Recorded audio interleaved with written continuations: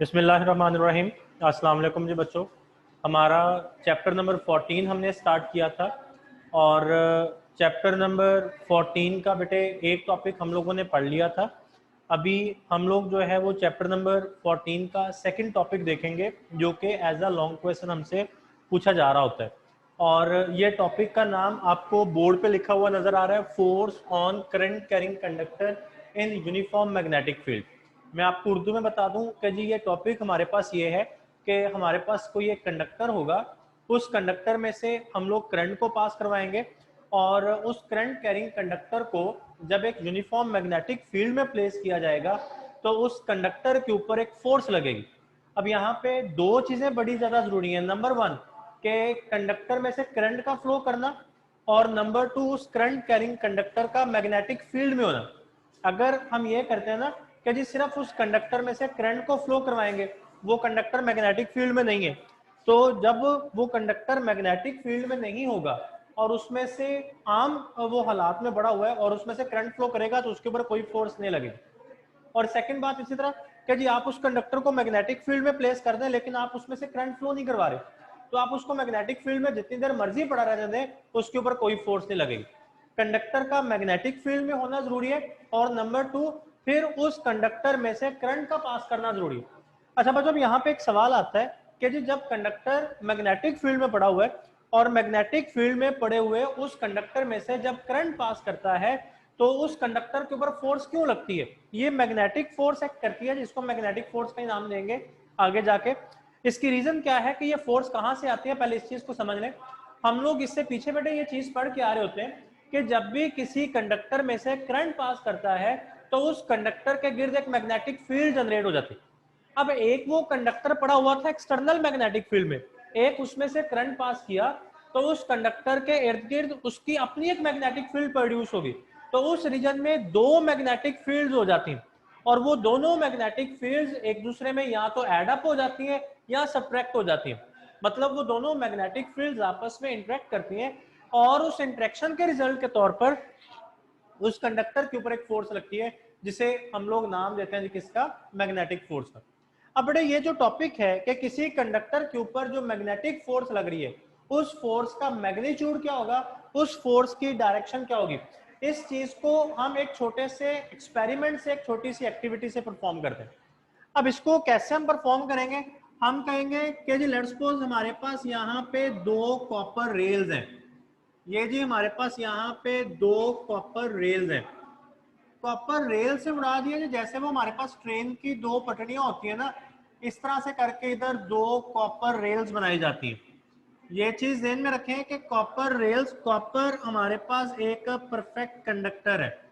Copper हमारे पास क्या है, एक परफेक्ट कंडक्टर है। ये हमारे पास दो कॉपर रेल्स है जिनको एक दूसरे के पैरेलल हमने प्लेस कर दिया। अब इनके ऊपर हम लोग क्या करते हैं जी, इनके ऊपर यहाँ पे हम लोग कॉपर का ही एक रॉड प्लेस कर देते हैं। ये चीज ध्यान में रखें कि ये रॉड इन रेल्स के ऊपर इस तरह से प्लेस किया जाता है कि ये रॉड इन रेल्स के ऊपर मूव कर सके। ये रॉड इन रेल्स के ऊपर क्या कर सके जी, मूव कर सके। ये मैं आपको बना के भी दिखा सकता हूँ, एक मिनट मुझे पेन ये मार्कर चाहिए। ये बेटा देखें, मैं ये कह रहा हूं कि ये आप एज्यूम करें कि जी ये जो दोनों बोर्ड मार्कर आपको नजर आ रहे हैं ये दो कॉपर के रॉड्स हैं, ठीक है, टू कॉपर रेल्स हैं। ये इसके ऊपर कॉपर का रॉड प्लेस करते हो, ये बोर्ड मार्कर इस तरह से आपको मूव करता हुआ नजर आ रहा है। तो ये इस तरह आप देख लें, ये रॉड इन रेल्स के ऊपर मूव कर रहा है लेकिन किसी भी पॉइंट पे रॉड और रेल्स का आपस में कनेक्शन ब्रेक नहीं हो रहा। ठीक है जी, हमने टू कॉपर रेल्स के ऊपर एक कॉपर का जो रॉड है वो प्लेस कर दिया और फिर हम लोग कहते हैं जी ये जो कॉपर का रॉड हमने प्लेस किया है इसकी जो लेंथ है ये स्मॉल एल के, कैपिटल एल के इक्वल है। और बच्चों ये जो रॉड की लेंथ है यही बेसिकली रेल्स के दरमियान डिस्टेंस या सेपरेशन भी है। ठीक है, यानी हमने रेल्स को रॉड के बिल्कुल एजिस पे प्लेस किया हुआ। अच्छा जी, फिर उसके बाद हम लोग क्या करते हैं, हम लोग ये करते हैं कि ये जो रेल्स हैं इनको हम लोग बैटरी के साथ अटैच कर देते हैं इस तरह से। और जैसे बैटरी के साथ अटैच करते हैं तो देख लें ये इधर पॉजिटिव टर्मिनल इस वाली रेल के साथ जोड़ा गया तो इसमें से करंट आएगा इस डायरेक्शन में रॉड में से जो करंट है वो अपवर्ड डायरेक्शन में जाएगा और इधर से करंट इधर आएगा और यहां से वो नेगेटिव टर्मिनल पे आ जाएगा, करंट का पाथ कंप्लीट हो जाएगा। अभी देख लें जी, इस ये भी, ये दोनों कॉपर की रेल्स हैं, ये कॉपर का रॉड है। इस साइड पे करंट नहीं आएगा क्योंकि इधर से पाथ ओपन है, सर्किट ओपन है। करंट हमेशा इस वाली साइड पे फ्लो करेगा towards the negative terminal of battery. Current का पाथ कंप्लीट है। कॉपर रॉड्स और कॉपर रेल्स, इन दोनों में से जो करंट है वो क्या कर रहा है, फ्लो कर रहा है। अभी यहाँ पे आप ये चीज नोट करें कि जी आपने क्या किया हुआ है, आप इस रॉड में से करंट को पास करवा रहे हो लेकिन अभी इसके ऊपर कोई फोर्स नहीं लग रही। अब वो कहता है कि आपने ये पूरा अपरेटस, ये एक हॉर्सशू मैग्नेट के नॉर्थ एंड साउथ पोल्स के बीच में इस तरह से रखा हुआ है कि मैग्नेटिक फील्ड की जो डायरेक्शन है वो नीचे से ऊपर की तरफ। मतलब यहां पे अगर मैग्नेटिक फील्ड लाइंस को ड्रॉ किया जाए, यूनिफॉर्म मैग्नेटिक फील्ड लाइंस, तो ये मैग्नेटिक फील्ड लाइंस इस तरह से आ रही होंगी। ये मैं यहां पे लिख देता हूं जी कि मैग्नेटिक फील्ड की जो डायरेक्शन है वो नीचे से ऊपर की तरफ है। अब यहां पे अगर आप देखें, ये यहां पे जो सिस्टम मैंने आपको बना के दिखाया, जो सिस्टम बेटे मैंने आपको बना के दिखाया, ये इस तरह से मैं कह रहा हूं जी, मेरे पास दो मार्कर पड़े हैं, इनके ऊपर ये रॉड पड़ा हुआ है, ठीक है। अगर मैं आपकी तरफ करके दिखाऊं तो ये इस तरह से है, अगर आपको ये कैमरे में क्लियर नजर आ रहा है तो इस तरह से, ठीक है। ये दो रॉड्स, दो रेल्स हैं और ये रॉड है। अब नीचे से मैग्नेटिक फील्ड ऊपर की तरफ आ रही, ये लेट्स सपोज मेरा थंब जो है ये मैग्नेटिक फील्ड लाइन को रिप्रेजेंट कर रहा है। तो गौर करें, ये रॉड के और मैग्नेटिक फील्ड लाइन के दरमियान में एंगल कितना बनेगा, 90 डिग्री। रॉड जो है ये मैग्नेटिक फील्ड के ऊपर क्या होगा, परपेंडिकुलर होगा, ठीक है।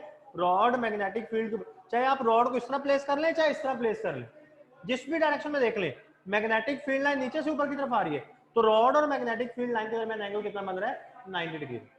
अच्छा जी, अब वो कहता है कि जैसे ही आप इस पूरे ऑपरेटर्स को मैग्नेटिक फील्ड में प्लेस करके जैसे इस बैटरी को ऑन करेंगे तो आप देखेंगे कि ये रॉड एक साइड पे मूव करना शुरू कर देगा। अब ये रॉड इस साइड पे क्यों मूव करता है, क्योंकि इस रॉड के ऊपर एक फोर्स लगती है जिसे हम मैग्नेटिक फोर्स कहते हैं। अब ये फोर्स आती कहां से, ये बात मैं आप लोगों को पहले भी बता चुका हूं कि जी आपने इस रॉड को मैग्नेटिक फील्ड में प्लेस किया हुआ है, वो एक्सटर्नल मैग्नेटिक फील्ड है। जैसे इस रॉड में से करंट पास करता है तो इस रॉड के गिर्द इसकी अपनी एक मैग्नेटिक फील्ड प्रोड्यूस हो जाती है। अब बेटे ये मैग्नेटिक फील्ड अगर मैं देखूं, इस तरह से करंट ऊपर को जा रहा है तो यहाँ पे ये एंटी क्लॉकवाइज डायरेक्शन में मैग्नेटिक फील्ड प्रोड्यूस होगी। तो रॉड के इस तरफ मैग्नेटिक फील्ड, जो रॉड की मैग्नेटिक फील्ड है, वो एक्सटर्नल मैग्नेटिक फील्ड में से सब्ट्रैक्ट होगी। ये भी आपने ये चीज नोट नहीं करनी। और इस वाली साइड से मैग्नेटिक फील्ड ऐड होंगी, तो इधर मैग्नेटिक फील्ड स्ट्रॉन्ग, इधर मैग्नेटिक फील्ड वीक हो जाएगी। तो जो मैग्नेटिक फील्ड है वो रॉड को स्ट्रॉन्गर से वीकर पार्ट की तरफ पुश करेगी, तो उसके ऊपर एक फोर्स लगेगी। जैसे हमने पीछे कहा था ना कि जी हर चीज हमेशा हाई पोटेंशियल से लो पोटेंशियल की तरफ जाती है, तो ये मैग्नेटिक फील्ड भी हाई मैग्नेटिक फील्ड वाले रीजन से लो मैग्नेटिक फील्ड वाले रीजन की तरफ रॉड को पुश कर रही। तो रॉड इस तरफ मूव करता हुआ नजर आएगा तो हम कहेंगे कि रॉड के ऊपर फोर्स लगे। अब बेटे एक्सपेरिमेंट्स के थ्रू ये फोर्स की जो डिपेंडेंस है कि जी ये फोर्स किन किन फैक्टर्स पे डिपेंड करती है, इसमें सबसे पहला फैक्टर अगर हम लोग देखें तो हम कहते हैं कि ये जो मैग्नेटिक फोर्स है that is directly proportional to sine of alpha, that is directly proportional to sine of alpha. अब यहाँ पे इंपॉर्टेंट बात यह है कि सर ये अल्फा क्या चीज है, डेफिनेटली अल्फा एंगल होगा, अल्फा एंगल है तभी हम उसका साइन ले रहे हैं ना, ये बात याद रखिएगा कि हमेशा एंगल का ही साइन कॉस या टेंजेंट लिया जाता है, ठीक है, जिससे हम कहते हैं जी ट्रिग्नोमेट्रिक। लेकिन सवाल ये है कि सर अल्फा किन दो चीजों के दरमियान एंगल, अल्फा जो है बेटे ये मैग्नेटिक फील्ड लाइन और रॉड के दरमियान यानी कंडक्टर के दरमियान। जैसे मैं आपको यहाँ पे बना के दिखा रहा था कि जी आप चाहे कंडक्टर को इस तरह से प्लेस कर दें चाहे इस तरह से प्लेस कर दें, मैग्नेटिक फील्ड लाइन ये आ रही है, तो ये दोनों के दरमियान एंगल 90 डिग्री है। तो हमारे इस केस में जो रॉड है वो मैग्नेटिक फील्ड के परपेंडिकुलर पड़ा हुआ है, तो alpha is the angle between the magnetic field line and the conductor. अच्छा, अब यहां से ये चीज भी आपने ध्यान में रखनी है कि फोर्स कब मैक्सिमम होगी, force is maximum when alpha is equal to 90 degree, that is sine of alpha is equal to 1। ये बात बड़ी इंपॉर्टेंट है, ये फोर्स कब मैक्सिमम होगी, जब एंगल 90 डिग्री होगा। अब एंगल के 90 डिग्री होने का मतलब क्या है कि conductor is placed at right angle to the magnetic field. तो ये वाली बात भी हम यहाँ पे लिख लेते हैं, that is conductor is at right angle to magnetic field. ये मैग्नेटिक फील्ड को जी बी से रिप्रेजेंट कर रहे हैं, ठीक है। अच्छा, अब इसके बाद बेटे हमारे पास जो फोर्स है ये मिनिमम होगी 0, और ये कब 0 होगी, when alpha is equal to 0 degree. तो अब इसका मतलब है sine of alpha is equal to 0 हो जाएगा, ऐसे ही है।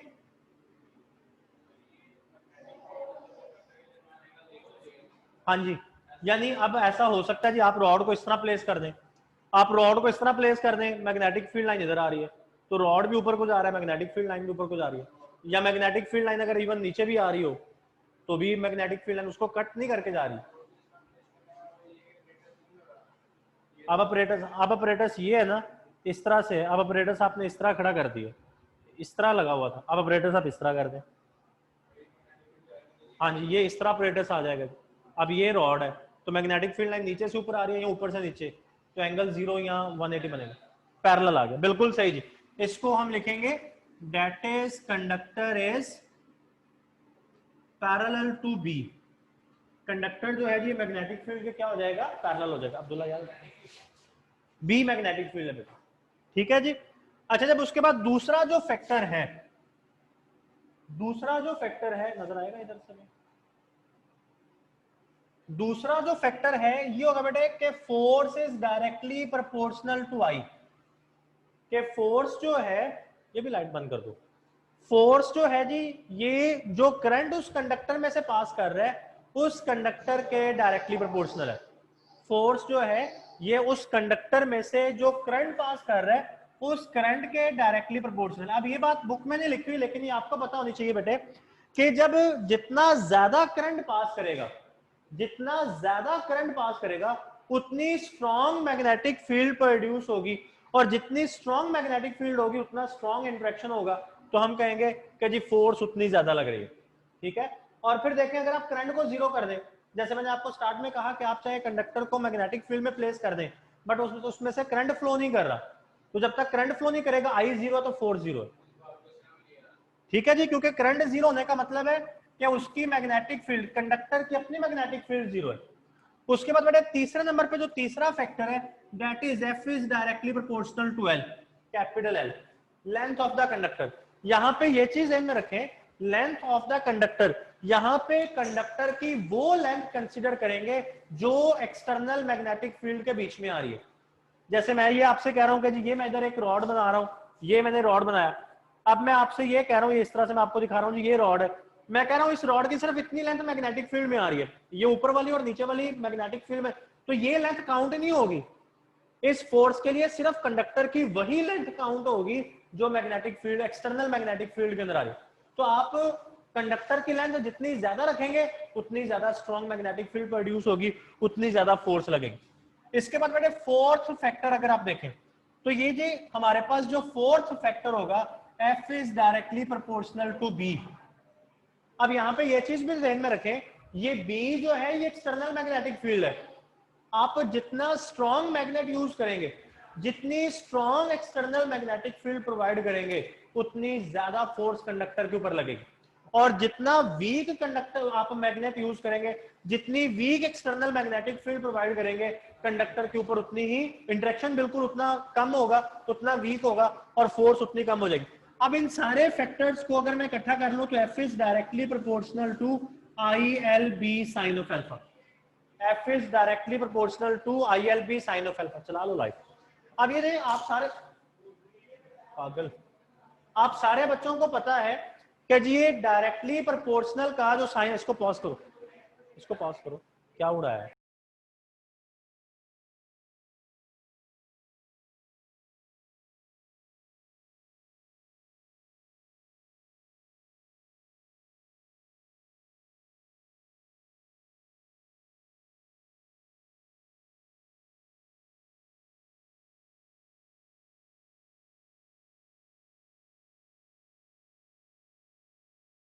सर माइक ऑफ है।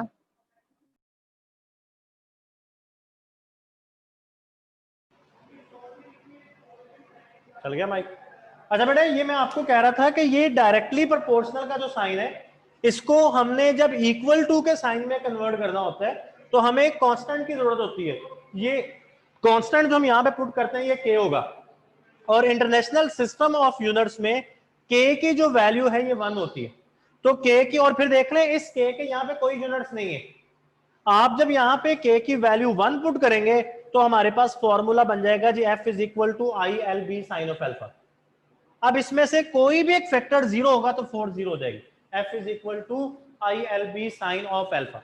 हाँ जी, उसको 1 मिनट पॉज भी करें। यहां बेटे आपका लॉन्ग क्वेश्चन जो है वो ऑलमोस्ट कंप्लीट हो चुका है, सिर्फ एक लास्ट फैक्टर यहां पे रहेगा जो मैं आपको बताने लगूं। हमने फॉर्मूला लिखा जी F is equal to I L B sine of alpha. अब यहाँ पे साइन ऑफ एल्फा की प्रेजेंस हमें ये बताती है कि ये फोर्स जो कि एक वेक्टर क्वांटिटी है, ये एक वेक्टर क्वांटिटी है, तो हमें इस साइड पे क्रॉस प्रोडक्ट बनानी है। अब देखें हम लोग क्या करेंगे, मैग्नेटिक फील्ड ये हमें पता है एक वेक्टर क्वांटिटी है, ये हमारे पास एक वेक्टर क्वांटिटी, हम इधर से लेंथ को भी वेक्टर क्वांटिटी बनाएंगे। अब आप ये परेशान होंगे कि सर फर्स्ट ईयर में तो आप हमें कहते रहे हैं कि लेंथ एक स्केलर क्वांटिटी है, लेंथ एक स्केलर क्वांटिटी है, रीजन लेंथ की डायरेक्शन नहीं है। तो मैं अभी भी यही कह रहा हूं कि लेंथ एक स्केलर क्वांटिटी, लेकिन यहां पे हम लेंथ को वेक्टर बनाएंगे। अब लेंथ को कैसे वेक्टर बनाएंगे बेटे, ये डायग्राम मैंने रेज कर दिया जी, लेकिन आपने बना ली होगी या देख ली होगी।